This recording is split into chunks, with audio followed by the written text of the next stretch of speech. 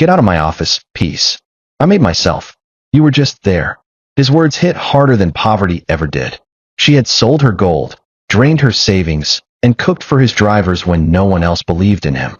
Now, he sat in an Italian suit, beside a woman who wasn't her, calling her a burden. But what happened next will shock you. Before we continue, don't forget to like, share, and subscribe for more emotional, dramatic stories that hit deep. Now, let's dive into today's story, the burden that built the empire. The rain tapped gently against the rusted window panes as Peace wiped her hands on her apron and glanced at the worn-out envelope tucked behind the flour jar. Inside it was everything she had saved over the last 6 years. 600 to be exact. She had denied herself vacations, new clothes, and even basic comforts just to build that sum. Not for herself, but for him, Gideon, her husband, her heart, her burden, and her purpose. He hadn't worked in over 3 years.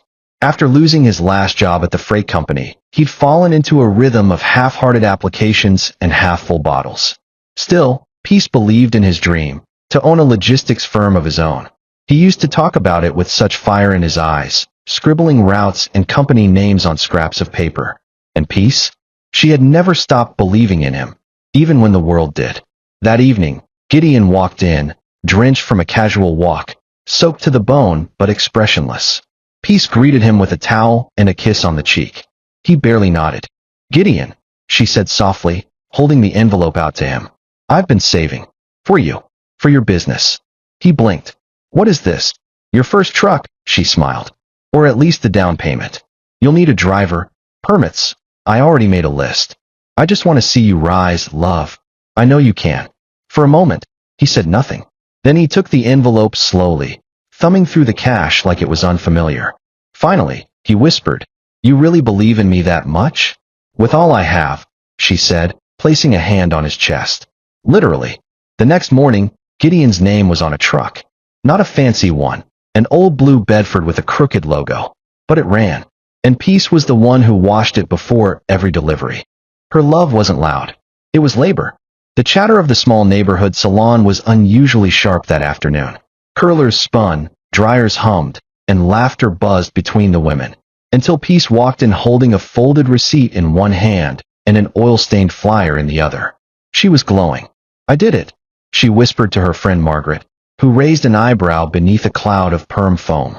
"I bought the truck. Gideon starts operations next Monday." The room fell quiet.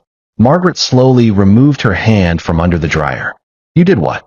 "I gave him the money," Peace said, lowering her voice. "Everything I saved. We found a fairly decent second-hand Bedford in Essex. Paid up front.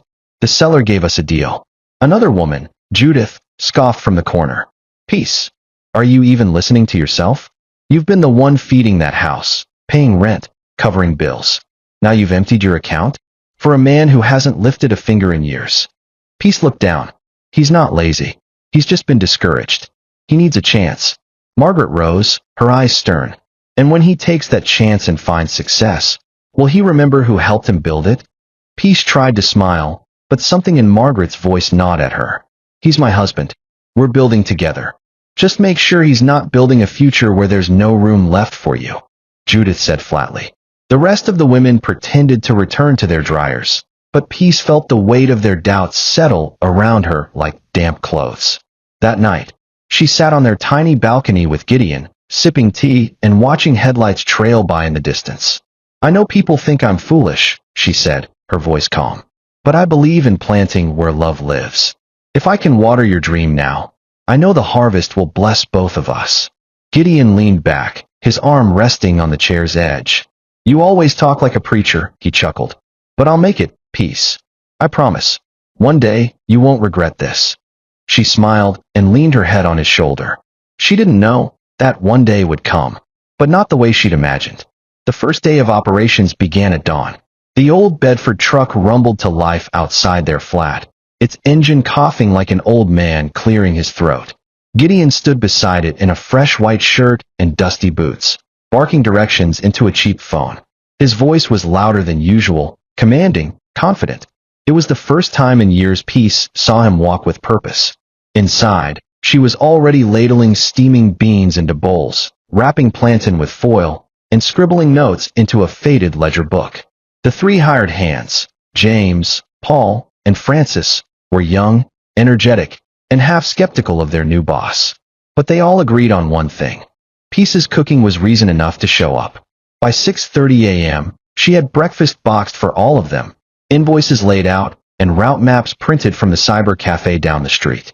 She even typed up a delivery checklist and glued it to the dashboard. She wasn't just cooking, she was building.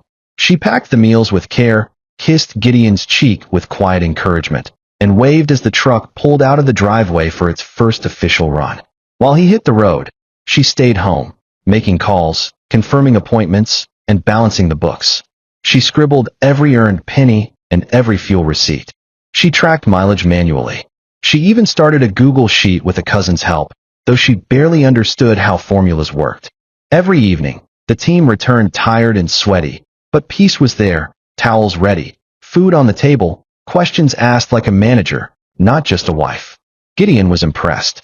At first, "You're really taking this seriously," he chuckled one night. She smiled. "If you're going to be a king, you need a queen who holds the ledger." He laughed, pulling her into a hug. "What would I do without you?" But Peace didn't know. That question, asked in jest, would one day become real. And the answer would sting more than any audit, any loss, any betrayal. For now, the business grew. One delivery at a time, one meal at a time. And behind every invoice, every mile, every satisfied client, was Peace. The woman he once called his strength. The woman he would later call his mistake. The Bedford truck became 2, then 5, then 10. Within 18 months, Gideon Freight Movers was stamped on the sides of dozens of delivery vehicles slicing through the city like arteries. His name began to float in small business magazines. A local radio station invited him to speak on building from nothing. And in a span of weeks, Gideon went from waiting in line at the mechanic's shop to shaking hands with city commissioners. He traded in his worn boots for imported loafers. His sleeves were now cuffed with silver initials. And his voice, once humble and unsure, carried weight in boardrooms filled with polished egos and branded water bottles. Peace watched from the balcony each morning as a sleek black SUV rolled up to the flat. Gideon rarely had breakfast at home anymore. "Meetings," he'd say, without eye contact. "Bigger clients now. I'll eat on the way." She smiled anyway. "Drive safe." He barely nodded. Her name was no longer on the office documents. Her spreadsheets were replaced by corporate software. The drivers now had uniforms and office ID cards. Gideon hired a receptionist, then a manager, then a secretary. He bought a new apartment in the city center. For convenience, he claimed. Peace stayed back in the old flat. He said he needed the quiet to focus. She didn't argue. She still cooked, still prayed, still sent him voice notes reminding him to rest, to eat, to breathe. But something had shifted. The laughter between them had thinned. The warmth in his eyes had cooled. When she'd ask how things were going, he'd answer like a press release. Numbers are up. Logistics in place. Contracts pending. Peace began to shrink, unnoticed. She told herself it was a phase. That success came with pressure.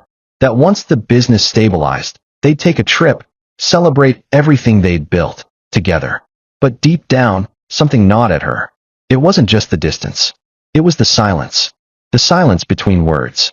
The silence of a man becoming someone new, and forgetting who helped him become it. Her name was Monica, a sharp-tongued beauty with flawless makeup, long painted nails, and a wardrobe that whispered power in every click of her heels. She had a voice like velvet and a gaze that lingered too long, especially when she spoke to Gideon. She was hired as a personal secretary, to help me manage the load, Gideon had said flatly one evening, pouring himself a drink without looking up. Peace nodded slowly. That's fine. Just make sure she understands boundaries. He scoffed. Don't start. From then on, Monica became a fixture in every update. We're flying out for a port contract. Monica already booked the tickets. Monica said we should revise our branding. Monica thinks we're due for an awards campaign. Peace noticed the shift immediately. Gideon came home less often. Sometimes he'd call at midnight to say he was sleeping over at the city apartment after a late dinner with investors. His scent changed, expensive cologne, different than the one she used to buy for him. His shirts began coming back with perfume that wasn't hers. One Saturday, Peace visited the head office unannounced. carrying a basket of home-cooked food, just like old times. She wore her softest blouse and a hopeful smile. When she stepped into the lobby, Monica was the first to look up. "Can I help you?" she asked, barely hiding the disapproval in her tone. "I'm Gideon's wife," Peace said gently. "Just here to drop off lunch." Monica looked her up and down, slowly, like a fashion critic studying a thrift store mannequin. "He's not here," she finally said, tapping her nails on the desk. "He left hours ago, but you can leave the food. I'm sure someone will eat it." Peace blinked. "Thank you," she said softly, setting the basket down. As she walked away, she didn't hear Monica's snide comment to a colleague. But she didn't need to. She felt it. The line had been crossed. The space between her and her husband had been filled, and not with ambition, but with something colder, sharper, and dressed in stilettos. And still, Peace said nothing. Because love, for her, was loyalty, even when it started to feel like loneliness. It was a Thursday evening when Peace decided to surprise Gideon. She had made his favorite, peppered roast lamb with jollof rice and grilled veggies, packed neatly into a thermal bag, complete with cutlery, napkins, and a handwritten note that simply read, "Don't forget who's still praying for you." The city apartment was on the 15th floor of a sleek high-rise that smelled of marble and money. She'd never been inside, not once. Gideon had always brushed it off. "It's just a place to crash between meetings," he'd say. "Nothing to see." But that night, she took a cab and rode up the elevator anyway, holding on to hope like it was a fragile egg. The door was ajar. Soft jazz played inside. Laughter. Voices. She stepped in quietly. Gideon was seated on the balcony with his longtime friend, George, both swirling wine glasses and leaning back like royalty. Monica was nowhere in sight, but her perfume lingered. Peace stayed by the hallway wall, unseen but close enough to hear. "You still with Peace?" George asked, his tone casual. Gideon exhaled, setting his glass down. "Unfortunately, yes." Peace froze. "She's not bad," Gideon continued. "She just doesn't fit anymore, man. No class. No polish. Always acting like I'm still the guy who needed her savings and home-cooked meals. I've outgrown that." George whistled. "That's cold." "It's the truth," Gideon replied. "She's a burden now. A shadow from the struggle days. I can't keep dragging her into boardrooms like she belongs. It's embarrassing." Peace didn't realize she was crying until the tears hit the top of the food container in her hands. She backed away slowly, her heart pounding, her body trembling. At the elevator, she pressed the button 3 times, desperate to disappear. When the doors closed, she clutched the food tighter, not because she still intended to give it to him, but because it was all she had left of her love at that moment. Down on the street, the city lights blurred through her tears. He had called her a burden. The same woman who had carried his dream on her back. And for the first time in years, Peace walked away, without telling him where she was going. The apartment was quiet. Too quiet.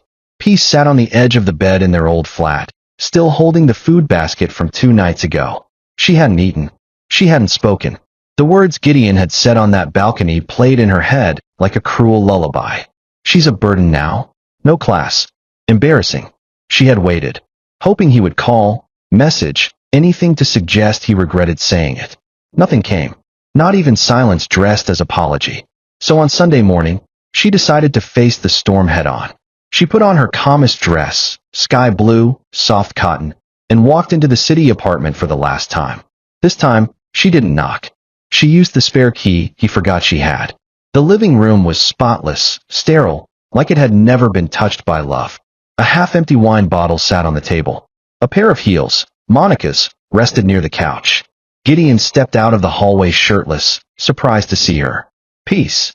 She stood still. "I heard everything." His face tensed. "What are you talking about?" "Thursday night. You and George. You said I'm a burden. That I embarrass you." He rubbed his forehead and turned away. "You were eavesdropping?" She took a breath. "I was delivering food. I still believed in you, even after you left me behind." There was silence. Then he chuckled, a dry, cutting laugh. "Peace, look. You've been good to me. I'll never deny that. But things have changed." "Changed?" she repeated, voice trembling. "Yes," he snapped, now turning fully to face her. "I'm not the broke man you met, okay? I've moved up. I need to associate with people who reflect where I am now. You still act like we're running business from a kitchen table." She flinched. He continued, cruelly calm. You should focus on yourself. Get a hobby. Travel. Volunteer. I don't know. Just stop attaching yourself to everything I do. You're leeching off what I built. She stared at him, utterly still. What you built, she whispered. I carried this thing on my back, he snapped. No, she said softly. You drove it. I fueled it. You dreamed it. I bled for it. That old truck had my name written in sweat on the back tires. Gideon's jaw clenched. Don't guilt me, Peace. I'm not trying to guilt you, she said. I'm trying to remind you of the woman who stood in the rain while you figured out what gear to use. The one who cooked for your drivers, balanced your books, and prayed for every contract. She walked over, placed the basket on the table, and looked up at him one last time. You didn't just forget me, Gideon. You erased me. He didn't respond. She reached into her purse and dropped the apartment key beside the wine bottle. I won't beg for a seat at a table I helped build, she said.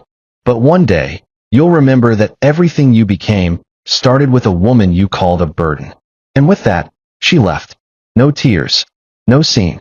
Just silence, and footsteps that wouldn't return. The flat was still warm with the memory of her. Faint traces of vanilla soap lingered on the towels. Her slippers were still tucked neatly under the side of the bed. The curtains swayed slightly in the evening breeze, as if waving her goodbye. Peace stood in the middle of the living room, suitcase half-packed at her feet. There was no rage, no broken dishes, no dramatic farewell. Just her, folding her favorite cardigan. Quietly, carefully, like a woman who had decided her worth was no longer up for debate. She had spent nearly a decade in this space, pouring her youth, her energy, her heart into a life she thought would bloom together.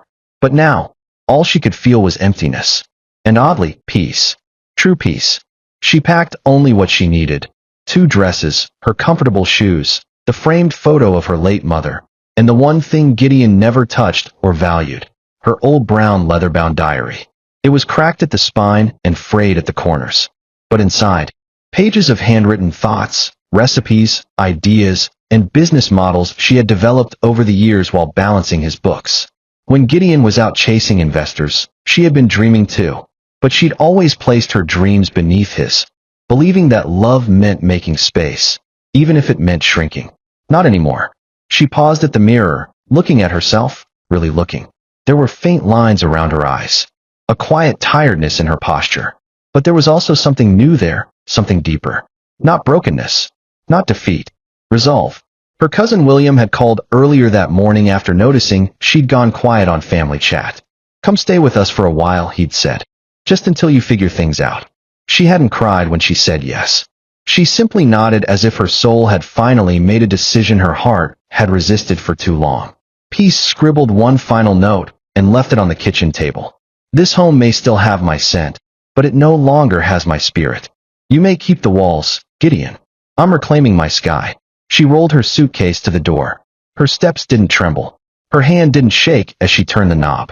And when she walked out, into the open air, past the sleeping city, into the arms of the unknown, she felt something she hadn't felt in years. Weightless. Because this time, no one had to carry her. She was finally learning how to carry herself. William's apartment was a modest 2-bedroom unit tucked above a local print shop in South London. The floor creaked when you walked too fast, the tap leaked if you turned it the wrong way, and the kitchen light flickered like it couldn't make up its mind. But to Peace, it felt like freedom. Her cousin welcomed her with no questions, no pity, just warm stew, a clean towel, and the quiet protection of someone who had seen life's twists before. He didn't ask about Gideon. He didn't have to. Instead, the next morning, he pushed a small notepad across the table with a gentle smile. If you're going to stay here for a while, at least use the silence to build something. She looked at the notepad for a long time. Then she opened it and wrote her name on the first page. Just that. Peace. A name that had been ignored for too long. In the days that followed, she filled those pages slowly. Not out of inspiration, but defiance.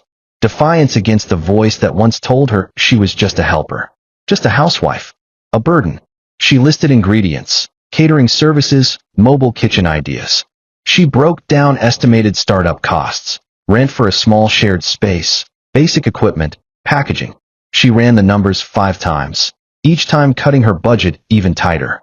She had £312 left after paying for essentials. It wasn't much, but it would be enough to make 10 sample trays of her signature jollof bites and her slow-cooked honey garlic lamb. She didn't sleep much, but not out of sorrow, out of planning. William would come home late and find her cross-legged on the carpet, business diary in one hand, calculator in the other, flowers streaked across her cheek like war paint. "You're not building a kitchen," he told her once. "You're building your life." Peace looked up, eyes determined. "No," she said. "I'm rebuilding it." She spent the next 2 weeks visiting churches, community centers, even office buildings, offering free samples in exchange for feedback. She listened. She adjusted. She tested new sauces and measured client reactions like a scientist. One day, after delivering a small lunchbox to a receptionist named Clara, she received her first paid order, 20 lunch packs for a tech company's staff meeting. Peace closed her eyes when the payment alert came in. It wasn't much, but it wasn't charity. It was the first coin from a life she was now shaping on her own. Not for a man, not for approval, not even for revenge, but for the woman she had forgotten, and was now determined to remember. The smell of grilled rosemary chicken filled the narrow apartment like a promise. Peace stood over a secondhand stovetop, stirring a thick pot of creamy pumpkin sauce while the oven timer blinked its final seconds. Her apron was stained, her hands flour-dusted, but her eyes, they burned with the quiet fire of someone reclaiming herself, one dish at a time. She had registered the name herself. Peaceful Plates. Simple, soft, but sharp enough to be remembered. With William's help, she had printed 100 flyers on cheap matte paper and walked to every office complex, salon, and church within 2 square miles. She gave out free samples with the kind of humility that came not from weakness, but from confidence rooted in experience. And then, the orders started coming. Small ones at first, birthday trays, bridal shower boxes, Sunday lunch packs for church members who were too tired to cook. But with every bite, word spread. People began to say things like, "There's something different about her flavors. She delivers on time, and everything's always hot and fresh. She cooks like she's feeding your soul." Peace wasn't just selling food. She was selling comfort, trust, excellence. Every night, she hand-wrote notes to include with each delivery. "Thank you for giving Peaceful Plates a chance. May joy fill your table." People began to post about her on social media, tagging her, sharing photos, recommending her without being asked. Within weeks, she gained a loyal customer base that included 2 law firms, a private school administrator, and a local influencer who called her the queen of soul food in the city. Still, Peace stayed grounded. She woke at 4:30 a.m. each day to prep. She replied to every order personally, never missing a single call. When one client complained about a slightly delayed delivery, she apologized, refunded half the order, and added an extra tray free the next day. Her reputation became gold. She didn't need a storefront. Her work ethic was her brand. Her food did the advertising. Her pain had been turned into presentation. One evening, William came home to find her sitting on the floor surrounded by neatly stacked containers, humming to herself as she labeled sauces. He smiled. "You know, when you first moved in, I thought you'd need time to recover." Peace looked up and said, "I did. This is my recovery." He nodded slowly. "You're not just recovering, cousin. You're rising." She didn't respond. She didn't need to. Because in that moment, surrounded by the scent of roasted garlic, the hum of progress, and the warmth of her own resilience, Peace wasn't just feeding others. She was finally full herself. It started with a tray of roasted coconut rice. Peace had delivered it herself, one of 20 lunch packs ordered for a corporate training at a mid-sized tech firm downtown.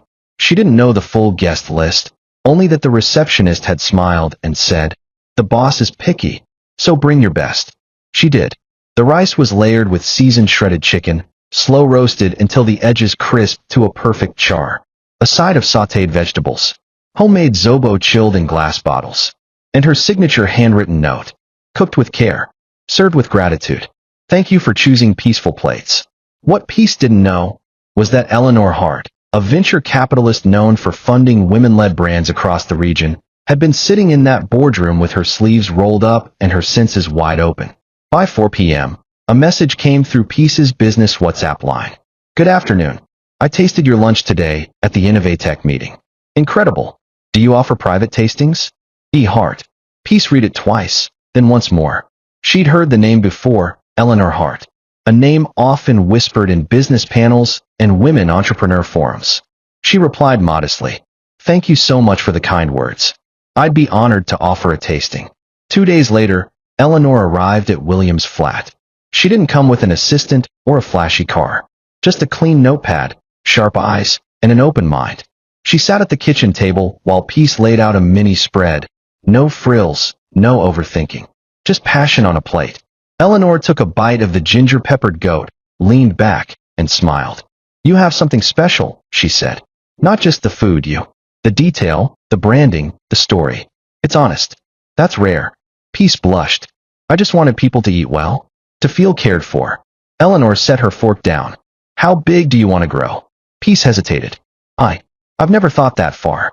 I'm just grateful to have come this far." "Well, I have," Eleanor said, sliding a card across the table. "I'd like to back you. No control, just capital and guidance. A silent partner." Peace blinked. "Why?" "Because I don't invest in trends," Eleanor replied. "I invest in substance. And you've been cooking that in every meal." Within a month, Peaceful Plates moved from William's cramped kitchen to a sleek industrial space in East London.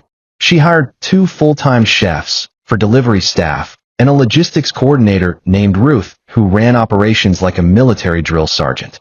Peace oversaw every recipe, every tray, every message. By month 3, they were catering corporate retreats, high-end birthday parties, even a local government event. Articles started circulating. From rock bottom to rising star, the woman behind Peaceful Plates. Soul food, real story. Why Peace's brand is feeding more than hunger.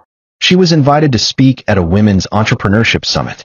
She wore a borrowed blazer, stood behind the podium, and told the story of how she once gave everything to a man who called her a burden.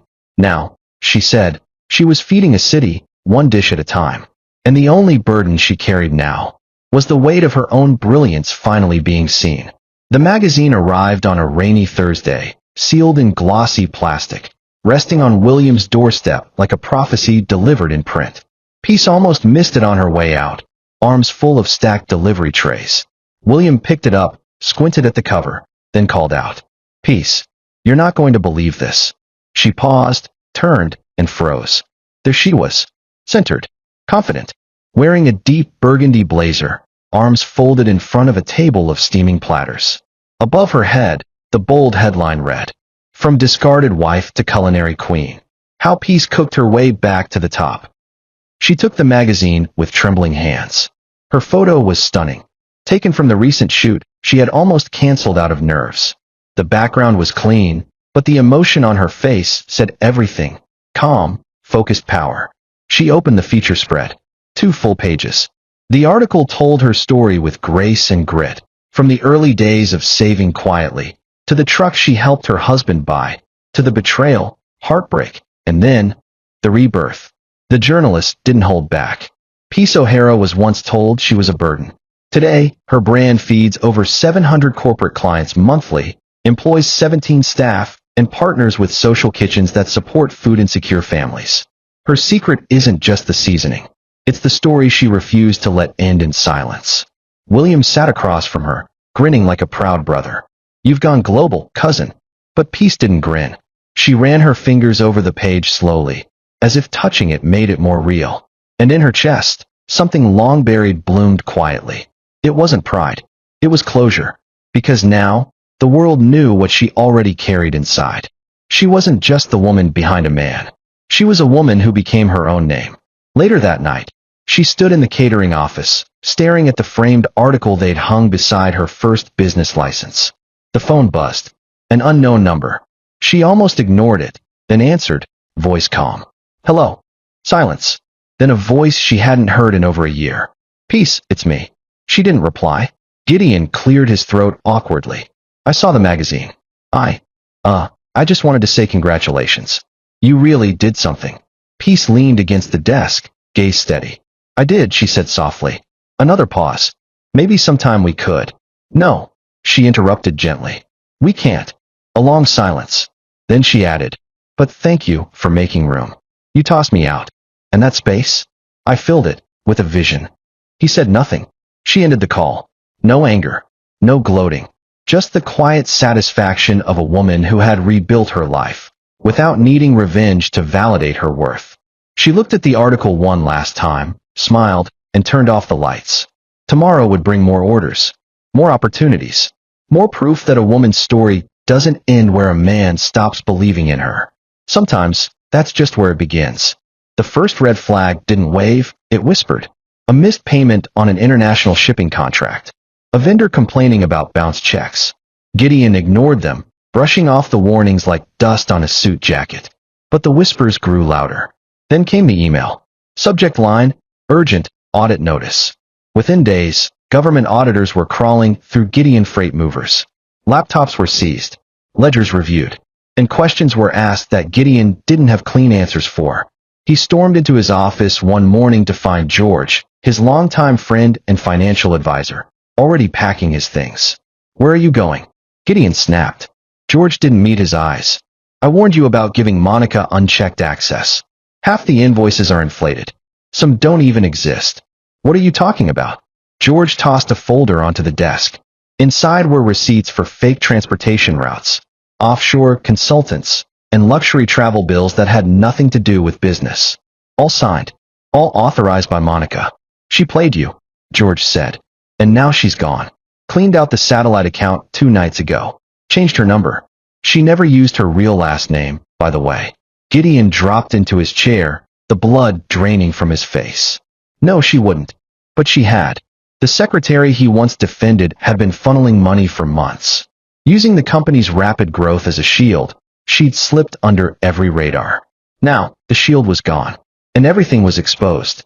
By the end of the week, 3 contracts were terminated. His license was suspended pending investigation, and tabloids began whispering headlines like, "Millionaire mogul under scrutiny, did romance blind business?" Gideon's phones rang endlessly. Clients pulled out. Investors ghosted him. In a matter of 10 days, the man who once strutted through marble offices now sat in a corner cubicle, sweat soaking through his collar, staring at frozen accounts and legal threats piling on his desk. He tried reaching Monica again. Her voicemail was full. Her flat was empty. And in her place? Just dead, betrayal, and a silence that mocked him. But the worst silence wasn't hers. It was Peace's. For the first time, he understood the gravity of what he'd lost. Not just a wife, but a shield, a voice of reason, a partner who once balanced books, warned him about overspending, and could smell dishonesty before it knocked. He remembered her face, not the hurt, but the calm. The kind of calm that knew storms were coming but stood anyway. He had traded that for painted nails and polished lies. And now, the empire was burning, and he was standing in the ashes. Alone. The ballroom was grand. Crystal chandeliers, navy blue drapes, polished floors that reflected power in every shine. But Gideon wasn't admiring the decor. He was counting names on a list of potential investors, all circled in desperate blue ink on his crumpled brochure. His suit, though ironed, was 2 seasons old. His shoes were scuffed. And while he tried to wear confidence on his face, his eyes betrayed him, restless, sunken, quietly pleading. The London Business Growth Expo had once been his playground. Now it was his last shot. He made his rounds, pitching his restructured logistics model to any ear that didn't walk away. But doors kept closing politely. "We'll get back to you. Not at this time. We've heard about the audit." He stood by the back wall, shoulders slumped, when a sudden round of applause erupted. A familiar voice echoed through the speaker system. "Good afternoon. My name is Peace O'Hara, founder of Peaceful Plates, and today, I want to talk about building back from nothing, and what happens when you stop waiting for someone to hand you permission." Gideon's head snapped up. There she was, on stage, centered, poised, wearing a sleek emerald suit that complemented her poise. Peace stood tall behind the podium, no longer in the shadow of anyone's dream, but basking in the glow of her own. The projector behind her displayed her company's growth graph, a steady, climbing curve. Her voice was calm, measured, but powerful.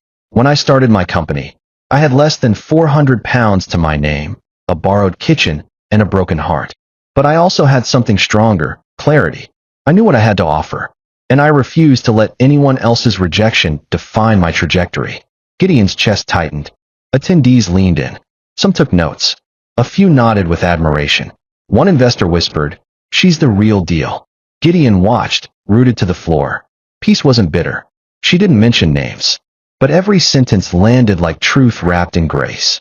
When the crowd rose for a standing ovation, Gideon remained seated. His hands were shaking. Not from shame. From realization. He had once called her a burden. Now, he was the one burdened by regret. Watching the woman he once pushed aside be celebrated for surviving him and rising without him. The expo crowd had thinned. Peace stood near the refreshment area, politely smiling as a young woman asked for a photo. She obliged, signed a program, and thanked the girl for her kind words. Then she turned and saw him. Gideon. His figure was heavier than she remembered. Shoulders slouched. Tie slightly crooked. He looked like a man fighting not to appear lost, yet standing on a floor that no longer belonged to him. Their eyes met. He froze. She didn't. She took a slow sip from her glass, composed as ever. Gideon approached her like a ghost, unsure if he belonged in the world of the living.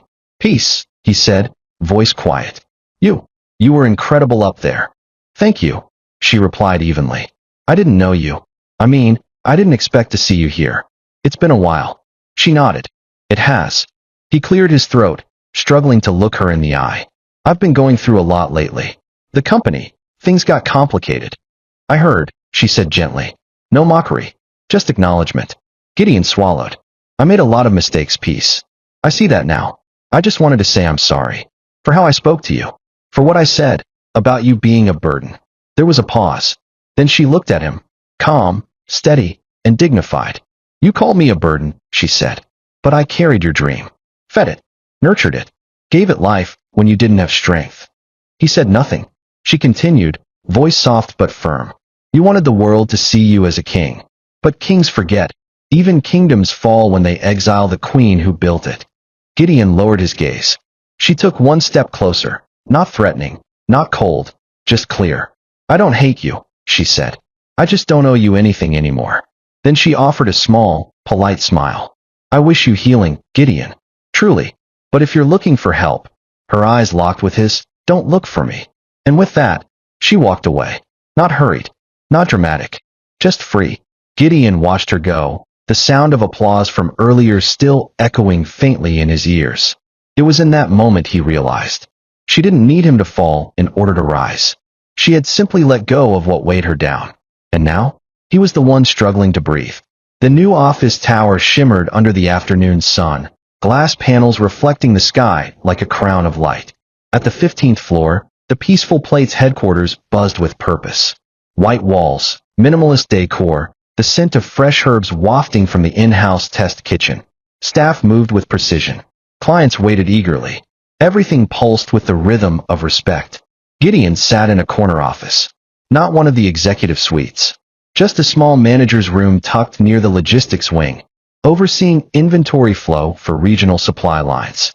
He wore the company badge, the standard polo, and every morning, he clocked in like everyone else. No more sleek cars. No more marble floors bearing his name. Just forms, charts, schedules. He had been hired through a third-party consultant, his resume stripped of its flash.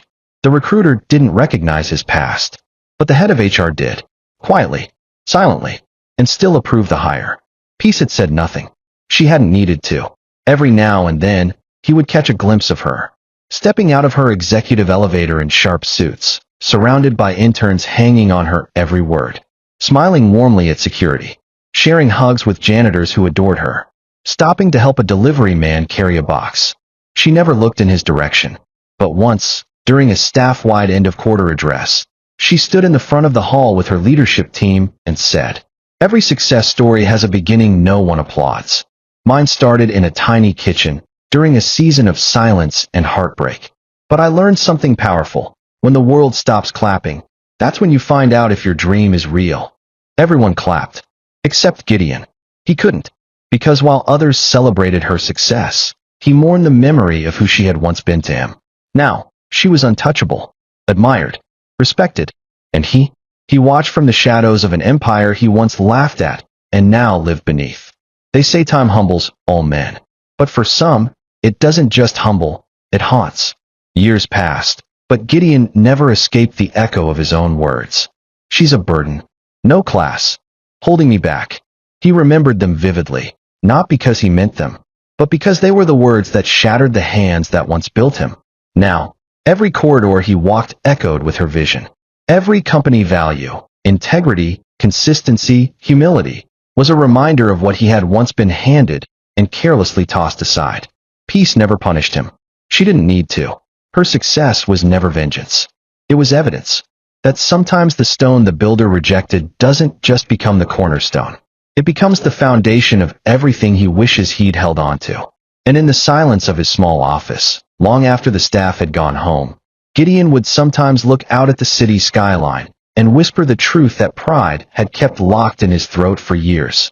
She didn't weigh me down. She held me up. But by then, it was too late.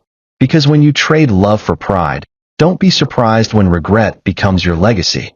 And as for peace, she rose quietly, loved loudly, and gave back generously.